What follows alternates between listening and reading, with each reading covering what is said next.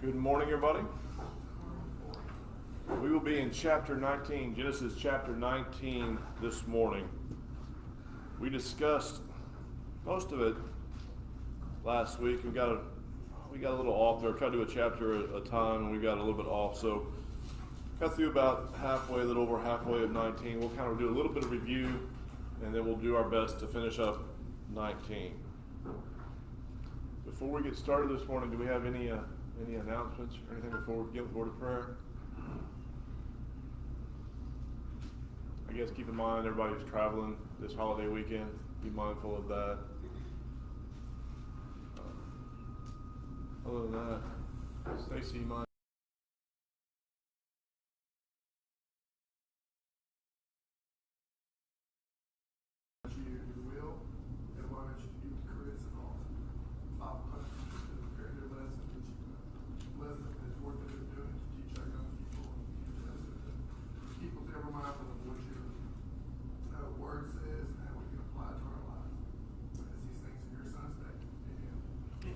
Thanks, sir.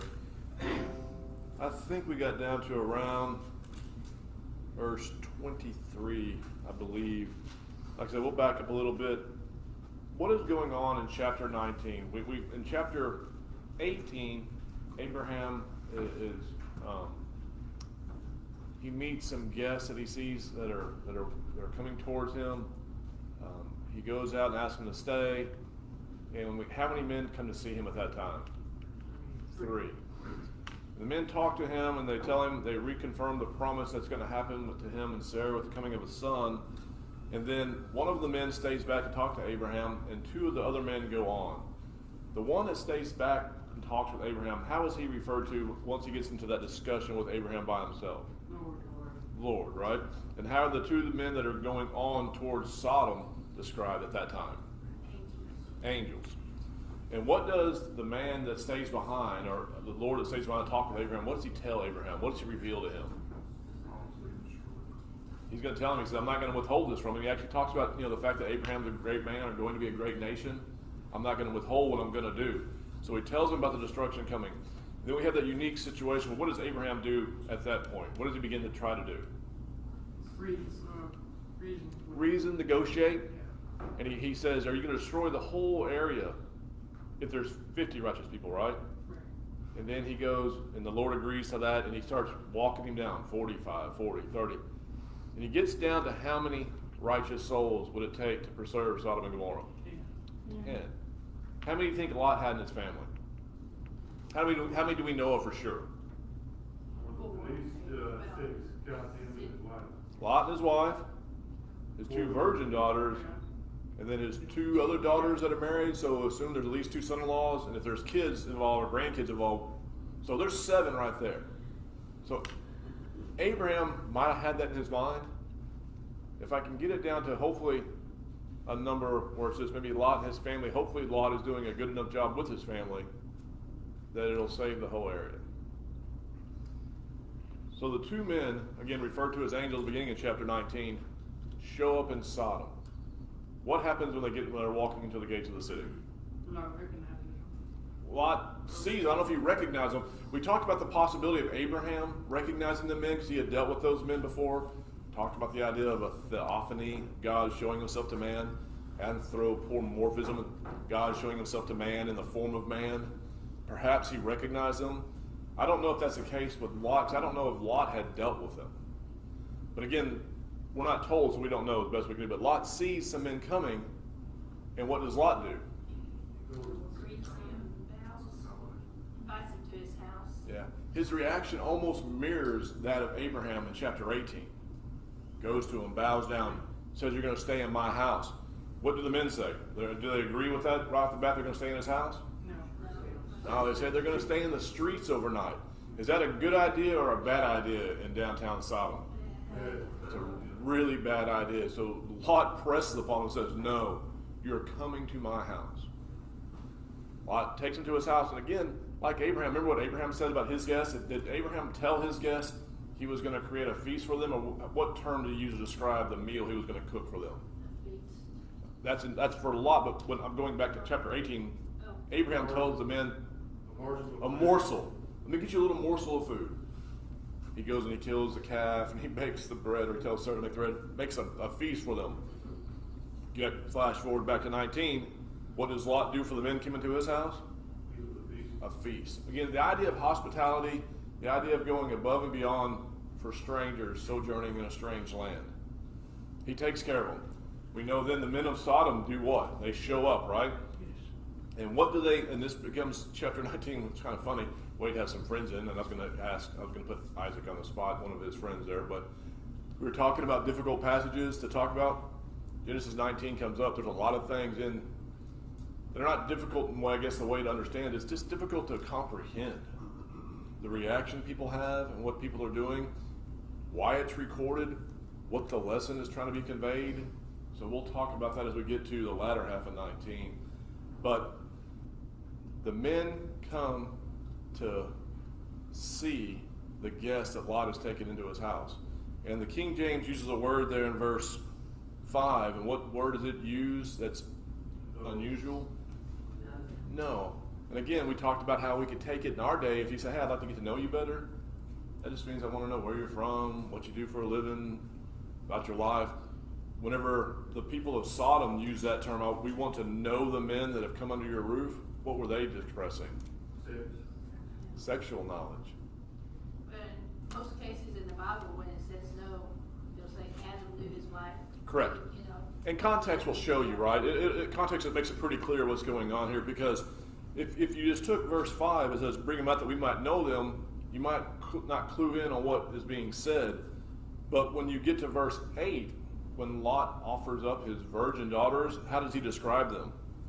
Never knew a man. Yeah, haven't known man. So again, that clues you in that it's talking about sexual knowledge. What did we say? Again, we're going with perhaps here because that's the best we can do.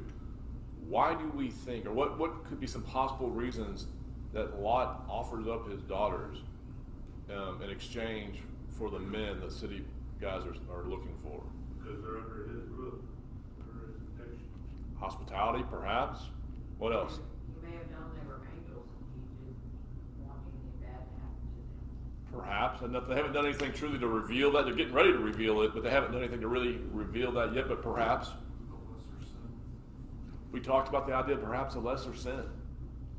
No matter how wrong it was for Lot to offer up his daughters, at least that sin, that sexual sin, would have been a natural sin, man and woman, versus men on men. Perhaps. And we talked about the idea, if that was the case, what do you think might have conditioned Lot to make that in his brain acceptable? Because of the influence of the people around him all day in and out. Yeah, where he lived. He lived in a very immoral place. And even though the Bible in the New Testament talks about righteous Lot, his soul being vexed day by day with their wicked deeds, it's a warning to us, and we can take it as a warning that wherever we might be living, even if we still see the surrounding area around us as wicked, as doing unsimple things, we have to be aware because it can have an effect on us. And we talked about the idea of whatever we accept one day will justify the next. There's a progression there. The Bible talks about sin working as being, it calluses your heart. We always have to be on guard to that. Because we don't know, like I said, even if we accept or we reject something as being wicked, it still could be influencing us.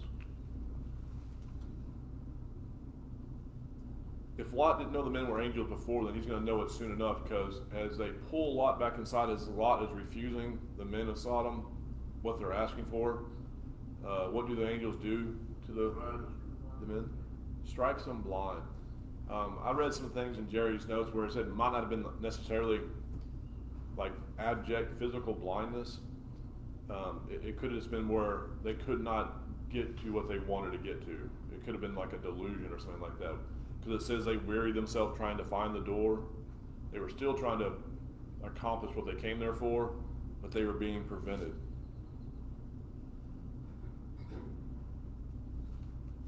Then the two men, described as angels, begin to encourage Lot to do what? What are they there for? What's their primary purpose? Destroy his son. That's their, I would almost argue it's a secondary purpose. What is their primary purpose? That's what they're going to do. Get locked him out. Their primary purpose is to get Lot and his family out. They're going to pull them out before they do the destruction they've been sent to do. How does that go? You would think that once Lot recognized them as angels, after they've done the miraculous thing of striking the townsfolk blind, and they tell them to leave, you would think that they say, "All right, let's go." But what does Lot seem to do? He said no. It, He refuses. he struggles with it, right? Because they tell him first, go tell your family to leave, and he goes to his daughters who have son-in-laws who are married, and he tries to say, "Hey, we got to leave." And what is their reaction? The Bible reads, at least King James reads, and I don't know if it's something lost in language, it says that he seemed of someone who mocked.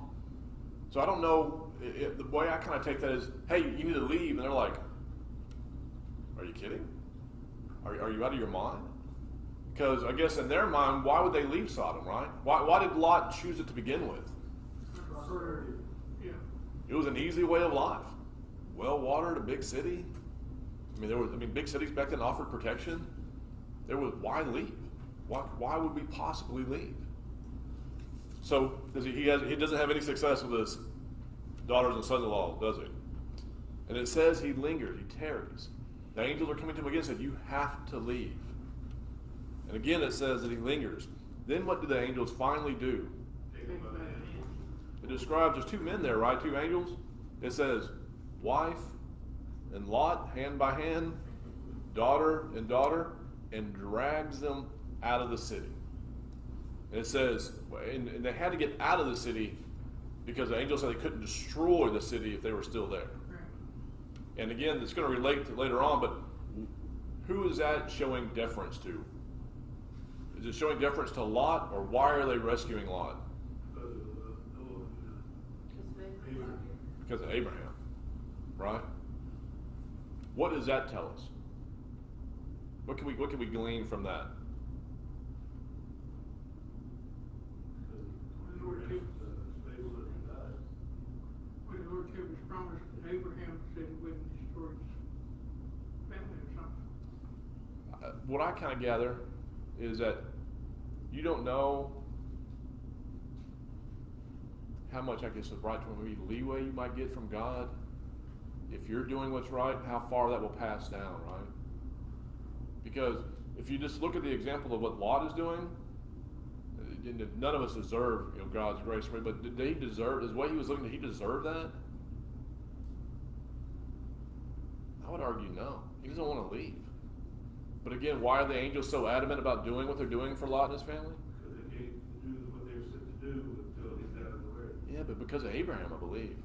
I believe Abraham, and you read about people who got up and they made sacrifices. You go all the way back to Job. What was Job do for his children? Do you remember recall? He would make sacrifices on their behalf in case they had sinned unknowingly. So I guess I'm saying this in a way to encourage fathers, heads of household. You do what's right. Not just because it's right, not just for your sake, but who knows how much extended grace you might give to your kids and family by you doing what is right. Sometimes people need motivation because sometimes just doing it for themselves is not enough. But if you think about, you might be covering or help cover your wife, your kids, your grandkids. Is that a motivation?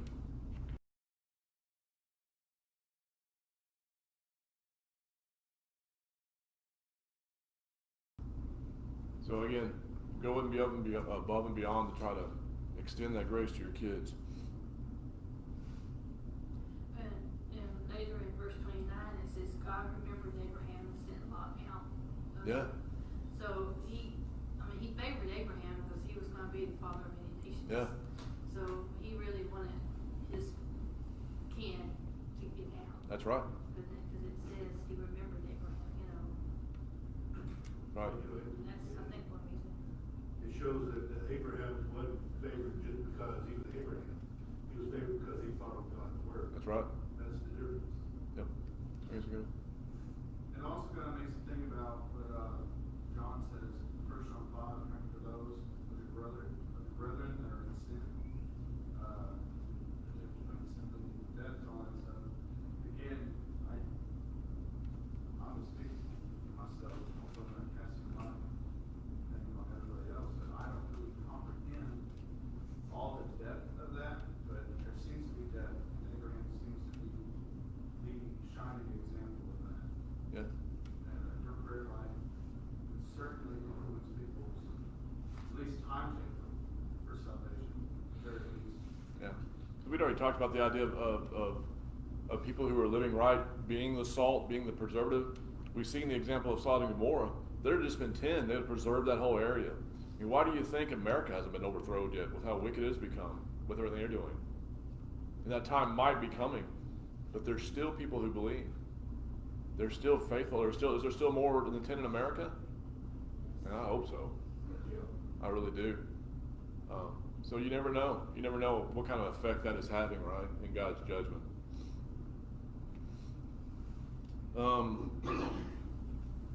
Whenever finally they drag them out and they leave, what is the one instruction they're given? They said, you have to leave. Don't look back. One rule. Don't look back. Flee to the mountains. Now, did Lot want to go to the mountains? No, he said, I can't go to the mountains. Something bad is going to happen to me there. Lot, again, reminds me a lot of kind of in the sense of Moses. Of always like, I can't do this, I can't do that, I can't talk well. He's always got some excuse, right? Don't send me to the mountains, I'm going to die. We're pulling you out of the plains so you don't die. You don't think that we can't protect you in the mountains? But he begs to go to a little city. He goes to a little city called Zor, which means a little city. And they give in to him. They say, like, okay, if that's what you want to do, go there. But until you get there, we can't do what we've got to do. So they flee to that city, and it says the sun was up when they got there, and then once they walk into the city gates, what begins to happen? We get stories out of war and all the planets. The destruction happens. And who looks back? Yes. She looks back. She could not, and again, we've talked about it some, why? The Bible doesn't tell us why. Probably because of her daughters and son-in-laws. That's a reasonable request, right? A reasonable answer. Sadness maybe for a family left behind. What else? That would have been a sight to see, fire of brimstone raining down. Or actually, that's what I talked about. It would have been something to see, right? It'd almost be like watching a volcano, like going to see up to where a volcano's erupting and not looking at it, not turning away. But again, no matter what it was, the instruction was, don't look. And she looked. And she paid the price. Chris? Yes, ma'am? In, I guess, verse 18, when Lot's pleading not to go to the mountains, lest some evil overtake me and I die. What is he scared of? Again, it's not spoken, but you think about, again, they're living in a city. Well, cities had walls. Cities offered protection. Once you go up in the mountains, it's a free-for-all. Wild animals, robbers. I mean, once you get out of the city, it was might makes right. And so if he's going to be out there by himself with his wife and 2 daughters, he's easy pickings for anybody. And so he said, man, let me go to a city, at least have some protection. Again, they give in and allow that. So again, that's just conjecture, me thinking, but that's a good question because it doesn't tell us. The city also provides provisions. You go to the mountains, you got to feed. Yeah, you got to feed yourself. We talked about how hard it is. You just don't. Again, our brains don't think about it because food and everything's so prevalent. You're out there on your own. It's a scavenger lifestyle. Just how you're going to support yourself, right? Whereas in the city, at least, again, you have some way to get some provisions if you have the means to get them. Someone want to read from us now, just a few verses, 23 through 25. The sun had risen upon the earth when Lot entered Zor, and the Lord rained brimstone and fire on Sodom and Gomorrah from the Lord out of the heavens. So he overthrew those cities, all the plain, all the inhabitants of the cities, and what grew on the ground. Okay, thank you, Rick. Can someone turn over to Hosea 11:8? Someone grab that, and someone grab Deuteronomy 29, verse 23. Because we always hear the term Sodom and Gomorrah. There was actually more cities in the plain there, and they're actually listed there. So whoever gets to Hosea 11:8 can go ahead and read it. And whoever gets to Deuteronomy 29:23 can go ahead and read that as well.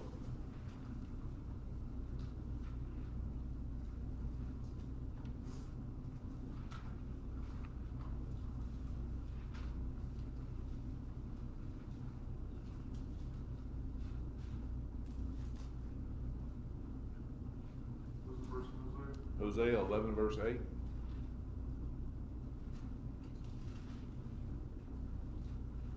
How shall I give thee up, Ephraim? How shall I deliver thee, Israel? How shall I make thee as Admah? How shall I set thee as Zebul? My heart is turned with me, my repentings are kindled together. So the two other cities listed are that Admah and Zebulun were two other cities in the plains that were destroyed. Does anybody have Deuteronomy 29:23? The whole land is brimstone, salt, and burning. It is not sown, nor does it bear, nor does any grass grow there, like the overthrow of Sodom and Gomorrah, Admah, and Zebulun, which the Lord overthrew in his anger and his wrath. Again, this is a point of reference. There was more than Sodom and Gomorrah there. There was cities of the plain. Again, Zoar was in there as well, but that's the city that Lot begged off to go to. And then you get to verse 26, and again, it's just one verse that says, "But his wife looked back from behind him, and she became a pillar of salt." King, at least in my Bible, that verse just stands out by itself as a thought. We have talked about already why. The Bible doesn't tell us why. All it says is, "Don't look back," and she looked back. It is interesting, though, that it is referenced a couple of times in the New Testaments. Someone want to turn to Luke, and look at Luke chapter 9, verse 62.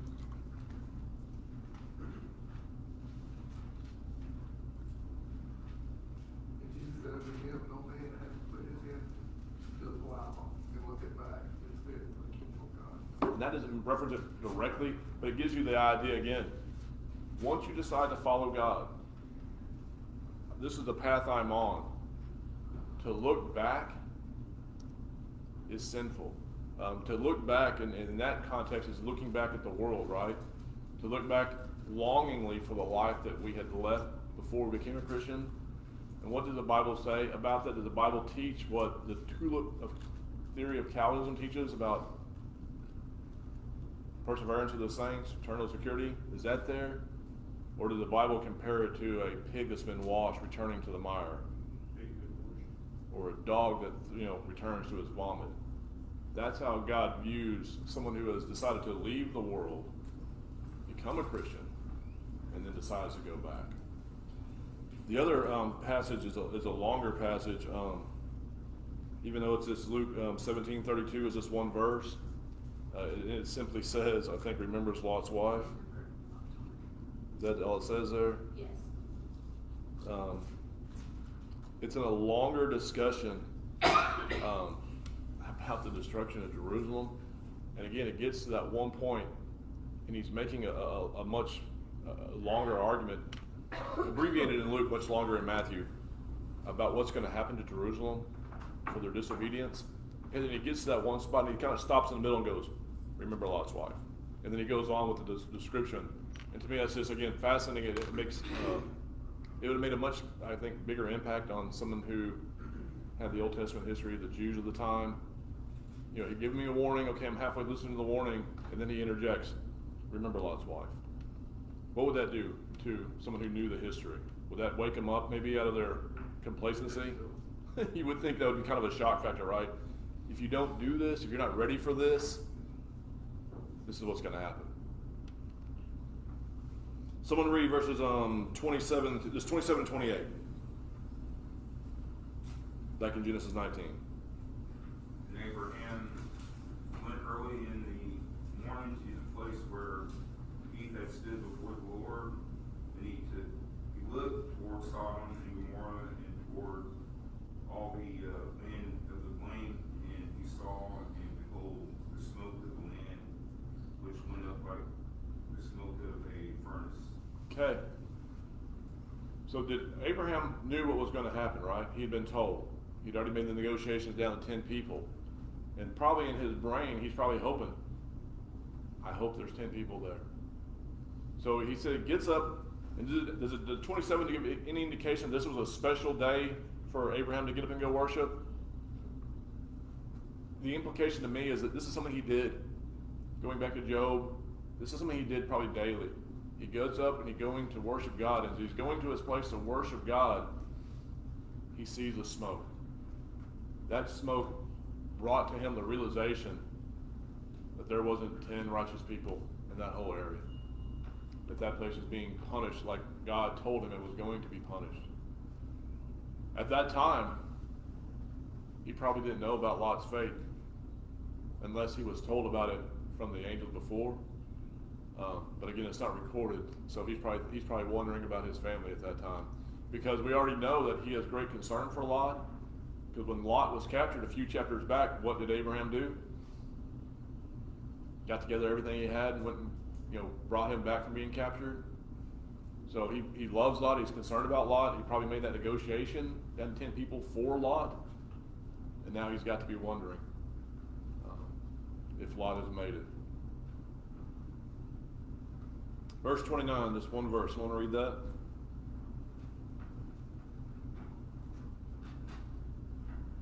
And it came to pass, when God destroyed the cities of the plain, that God remembered Abraham and sent Lot out of the midst of the overthrow, when he overthrew the cities in which Lot had dwelt.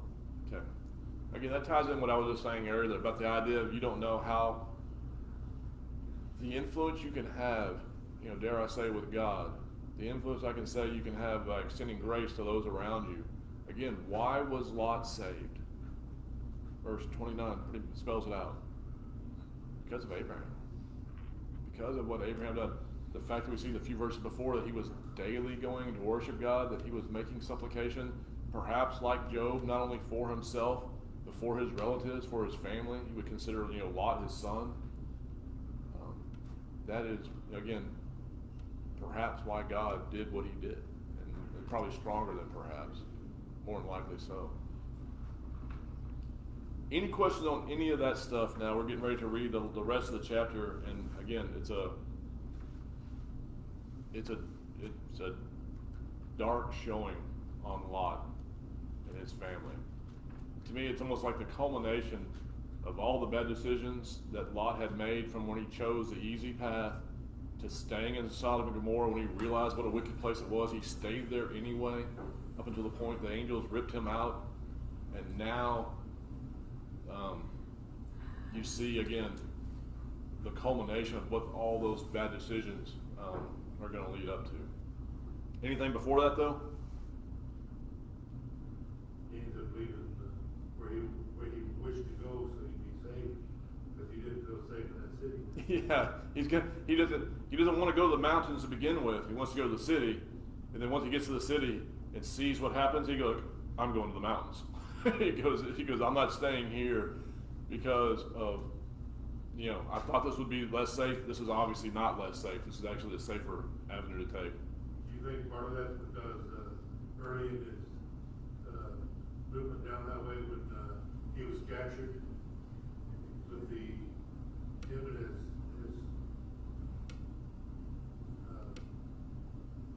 all his belongings, they were captured, and then when he was saved and brought back, that seems to be when he actually moved into Sodom and Gomorrah. It seems like that. Yeah, I don't know. I mean, obviously his brain is that, city life is safer life. I mean, that's where it is, because like I said, even though that he's told the destruction is going to happen, and they told him to flee to the mountains, he argues against that. He wants to go to a city again, a city in the plain that's being destroyed. And again, I don't think that Zoar would have been any less wicked. It was just the fact that it was smaller, off to the side perhaps. But again, after he gets there, after he sees what happens, after it cost him his wife and his 2 married daughters, he says, "I'm not even going to stay here. I'm leaving this place." Zoar is mentioned in Genesis 14. They went into battle as an ally of Sodom and Gomorrah. And so possibly he sees the destruction of Sodom and Gomorrah. He knows the camaraderie the two cities had, the potential for the same sin to take place in Zoar, and the refusal of putting himself in a situation where he could be there in Zoar again. And he's already lost his wife for a lust for Sodom and Gomorrah. Now he could really run the chance of losing his daughters for lust of Zoar, in case the Zoar gets destroyed as Sodom and Gomorrah did. Right. I would think, like I said, I would think after this massive visual lesson, I think like what he was saying, of what he saw happen, I think he overcame his fear of needing to be in a city, because he's starting to see things more You know, I hate to say this right before we read the rest of the chapter, but more spiritually, like I can't stay here. I can't stay in this city. They're allies. They were allies with Sodom and Gomorrah. They're having the same evil influence. It's already cost me my wife and two other daughters and son-in-laws. I've got to get my other daughters out of here. Perhaps that's what he's thinking. But as we're going to read here, is the damage already done? Damage is already done. Again, as encouragement to parents, grandparents, that you do the best that you can with your kids.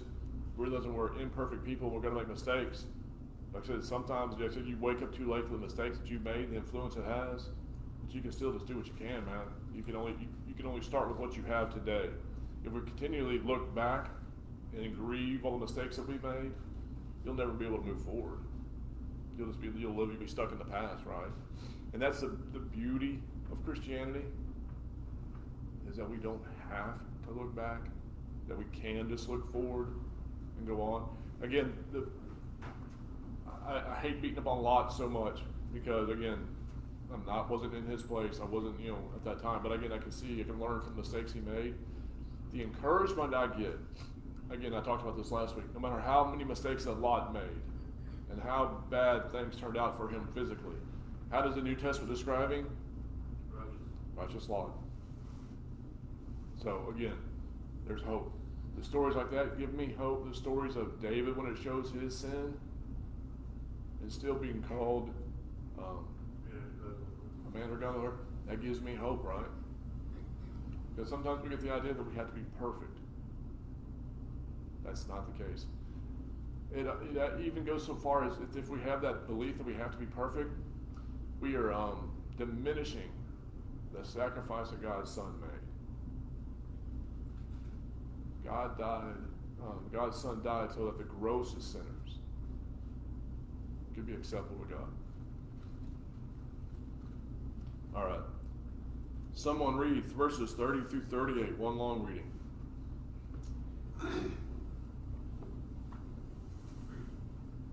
Now Lot went up to Zoar and lived in the hills with his two daughters, for he was afraid to live in Zoar. So he lived in a cave with his two daughters. And the firstborn said to the younger, Our father is old, and there is not a man on earth to come into us after the manner of all the earth. Come, let us make our father drink wine, and we will lie with him, that he may preserve offspring from our father. So they made their father drink wine that night, and the firstborn went in and lay with her father. He did not know when she lay down or when she arose. The next day the firstborn said to the younger, Behold, I lay last night with my father. Let us make him drink wine tonight also. Then you go in and lie with him, that we may preserve offspring from our father. So they made their father drink wine that night also. And the younger arose and lay with him, and he did not know when she lay down or when she arose. Thus both the daughters of Lot became pregnant by their father. The firstborn bore a son and called his name Moab. He is the father of the Moabites to this day. The younger also bore a son and called his name Ben-Ami. He is the father of the Ammonites to this day. So again, not a pretty picture, right? Not a pretty picture at all. What all can you start picking out wrong? And there's a bunch of it in this section. Why do you think it ended up this way?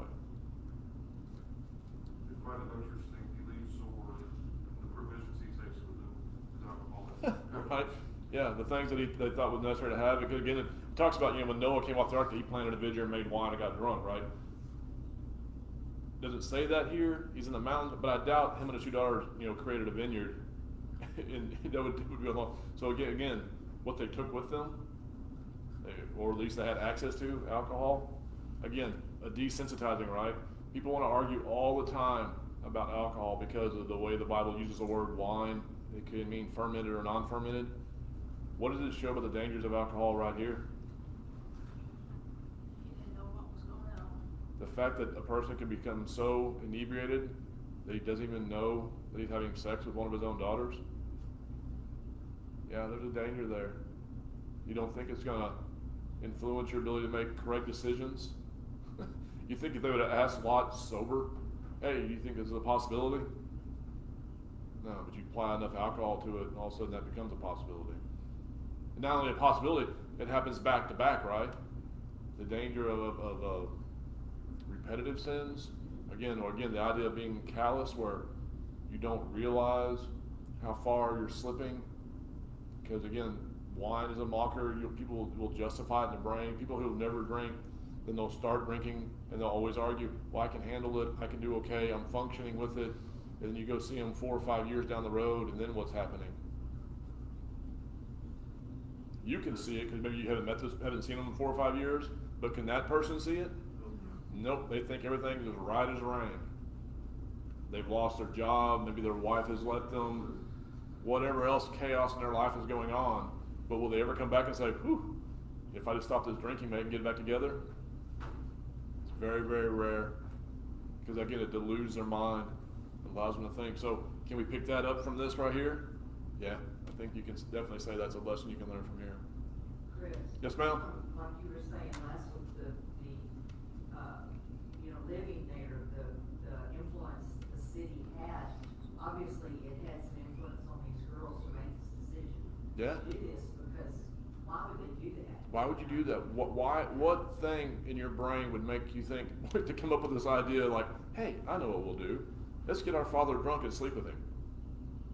How bad had their conscience been seared by where they lived? Even though they weren't like their other sisters who were married who stayed behind, they were physically pulled out. But even though, I always joke with Katie saying, no, I can take her out of Arkansas, but I can't take the Arkansas out of her as a joke, saying, but he pulled his daughters out of Sodom and Gomorrah. But was Sodom and Gomorrah still in his daughters? Oh yeah, to some extent. Yes, sir? Talking about the influence the city had on them, kind of comes in layers. So it influenced them into the fact, I would say Lot influenced them. Lot was influenced by the city, and the fact that they believed in the lesser sin can be committed for a greater good. They thought they were doing the greater good. Yep. But it also influenced them in the fact that because their whole world revolved around Sodom and Gomorrah, they thought the whole world was like That's Sodom right. and Gomorrah. And so they lied with their dad because they said all men are of this man, the homosexual. So we can't have any children this way. I don't know where to take that other than perception. Yeah. And the women back then, that they were really considered nothing if they couldn't bear children and stuff. That's true. And again, we don't know their perspective. I think we tying in with what you're saying, Cody, is not only was their whole life, again, you think about your kid, their whole life, as you're an adult, you have a little bit different perspective. Maybe you've moved around different places, you've seen some things, but wherever you raise your kids, that is their world, right? Their world is that smaller sphere until they get out and go to college, get out and go to jobs. So from the kids' perspective, Lot's kids' perspective, not only was their whole world, the majority of the men seemed to be homosexual, but they saw that destroyed. And they couldn't even fathom that there was anything outside that. And so they come up with this idea, again, like, oh, let's do this. This will be acceptable. And I guess kind of like thinking about it modernly, why is being a lesbian on the move? Because these women probably grew up around abusive men. So all men are abusive, women are more tender and caring. Why is homosexuality amongst men on the rise? Probably because of sexual abuse. So you see how someone's sin on you, or just the presence of someone's sin around you, can influence you into sinning in what you might believe is a lesser degree. Yeah. And his daughters were taught this lesser degree idea of sin by Lot. Can you imagine them being inside the house and they hear what's going on outside with these men, those angels in the house, and they hear their dad, here, take my daughters instead of these men. They're like, what? So they were taught, they were shown this idea like, we'll get by with the lesser sin to prevent this greater sin. And so, yeah, they're like, yeah, let's do this. Let's get our dad drunk and do what we're going to do, because that's lesser than, not having children, or the fact that we're all by ourselves, or it's lesser than again, homosexuality either with a woman or with a man, you know. Don't know. But it all comes back. All of this comes back to Abraham and Lot not getting along, their men not getting along, and Abraham offering the choice to Lot. Choose you which way you're going to go, and I'll go the opposite. And what did Lot choose? Easy. Chose the easy way. No deference to his older uncle, just thinking about himself and what would be easier for him. Again, we talked about it at that time, that no record of him going before God for such a major decision and asking. No to simply saying, Abraham, you're my father figure, right? My uncle. You decide which way you're going to go. At the time that decision was made, though, did Abraham know that Sodom and Gomorrah was already evil? Don't know. Yeah. Don't know. And so, but again, even kind of come back to the idea of one, there's so many things, right? In hindsight, it's 2020. It's easy to say this. One, Abraham, you choose. Or Lot saying, you know what? Let me go talk to my men. We're not going to have a problem. We'll fix this right here and now, where they're going to get along. I mean, could Abraham and Lot have done that? Yeah, they could have done that. It might have taken a tougher hand to do that, but they could have said, we're not splitting up the family. We're going to get along, whatever it takes. So there's so many different things. But again, it just says, he looks out, there's the well-watered plain, there's the easy way, that's the way I'm going. It's interesting, Lot, whenever he leaves Sodom and Gomorrah, he goes to Zoar, says, I want to go there, I'm going to go alone. He had the invitation to go and be with Abraham. You know the character of Abraham. Oh, yeah. You know that the Lord's with Abraham. The Lord delivers you from your captors already. Abraham has a whole household full of servants that would make wonderful spouses to his Yep. daughters. And yet he puts them in a corner, he puts himself in a corner. And so the driving wedge between Abraham and Lot that we see all through the book of Genesis is Abraham walked by faith, Lot walked by sight, 2 Corinthians 5 verse 7. And because of that, Abraham walking by faith lives as a new creation, walks in a newness of life. He's walking how he ought to live. Because whenever he was called to go and follow God, in Genesis 12, he left idolatry. We read in the book of Joshua that Abraham's father was an idol worshiper. So he left idolatry. But Lot, he just keeps falling in one sense or another. Whether that idol is a statue, or the idol is covetousness. Yeah. Covetousness is a big struggle. And it also could have been what you're saying, describing that, which I hadn't thought of him going back to Abraham, the idea of pride. You think about the idea of the parable of the prodigal son.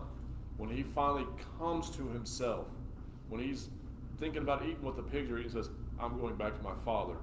I can at least be a servant at his house. If Lot would have thought that, I'll go back to Abraham and say, I'm sorry.